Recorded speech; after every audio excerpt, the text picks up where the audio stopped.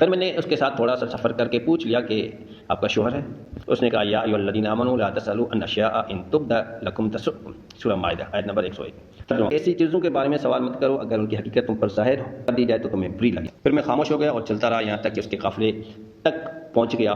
پھر میں نے کہا اس قافلے میں تیرا کون ہے؟ اس نے کہا المال والبنون زینۃ الحیات الدنیا والباقیات الصالحات خیر عند ربک ثوابا وخیر املا، سورہ کہف۔ مال اور بیٹے تو دنیا کی زندگی کی زینت ہیں، نیکیاں ہیں جو باقی رہنے والی، ثواب کے لحاظ سے ہمارا پروردگار کے ہاں بہت اچھی اور امید کے لحاظ سے بہت بہتر ہے۔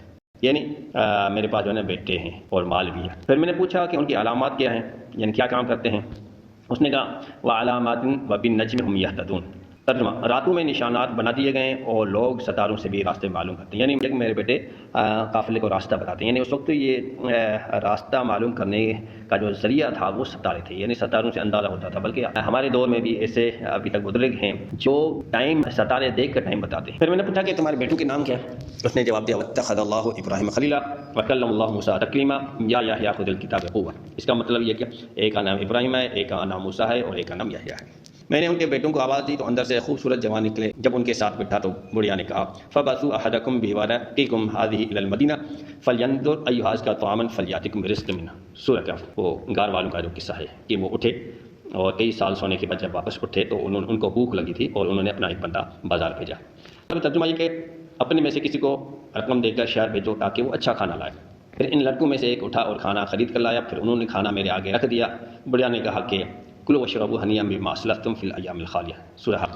مطلب یہ کھاؤ پیو خوشی سے اس وجہ سے جو تم نے گزرے ہوئے دنوں میں اچھے کام کیے۔ پھر میں نے کہا مجھ پر تمہارا کھانا حرام ہے یہاں تک کہ تم مجھے اس بڑھیا کی خبر دو۔ تو انہوں نے کہا یہ ہماری ماں ہے، 40 سال سے قرآن کے علاوہ اور کچھ نہیں بولتی، اس خوف سے کہیں زبان سے کوئی غلطی نہ ہو جائے اور اس پر خدا کی ناراضگی ہو، اور اللہ جو چاہے ہر چیز پر قادر ہے۔ پھر میں نے کہا ذالک فضل اللہ یؤتیہ من یشاء اللہ ذو الفضل العظیم، یہ تو اللہ کا فضل ہے جس کو چاہے عطا کرتا ہے، اللہ بڑے فضل والا ہے۔ کہ قرآن سے اتنی محبت کہ پوری زندگی جو ہے اس نے ہر بات کا جواب جو ہے نا قرآن کی آیت سے، قرآن اس کو یاد تھا۔ اور ویسے بھی جب ہم اپنی زندگی میں قرآن سے محبت کریں گے تو قرآن ہمارے دل میں اتر جائے گا، ایک ایک آیت جو ہے نا یاد ہوتی جائے گی۔ جس طرح آج کے دور میں ہماری نوجوان نسل کو، ہماری اولاد کو گانے پسند ہیں قرآن کے بجائے، اس کی وجہ یہ ہے کہ ہم خود بھی قرآن نہ پڑھتے ہیں، نہ قرآن مجید سنتے ہیں، نہ قرآن مجید کی تلاوت سنانے کے لیے چلاتے ہیں۔